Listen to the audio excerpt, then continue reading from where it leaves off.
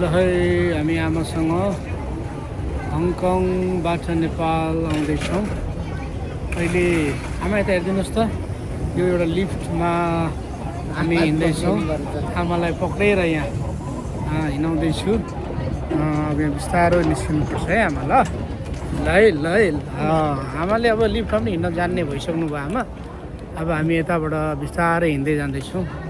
आमा यहाँनिर हिँड्दै हुनुहुन्छ, डरो हुनुहुन्छ हाम्रो आमा। 73 वर्ष उमेरमा पनि हङकङ मजाले सबै घुमेर आउनु भएको छ आमा। अब हामी यो हङकङको सुन्दर उसमा हामी यहाँ हाम्रो दिदीहरू, हाम्रो सन्जु म्याडम दिदी, हाम्रो विदाई यहाँ जाँदैछौँ। दिदीले एकदम सहयोग गर्नु भएको छ। हाम्रो जेठी तुम्मा सासूको जेठी बुहारी हुनुहुन्छ उहाँ, मेरो साइनोले दिदी पनि पढ्नु हुँदो रहेछ।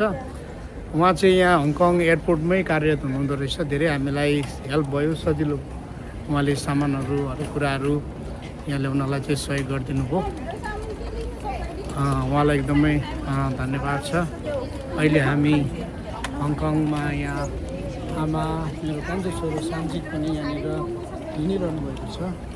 हामी अहिले यो हङकङबाट अब काठमाडौँ जाँदैछौँ।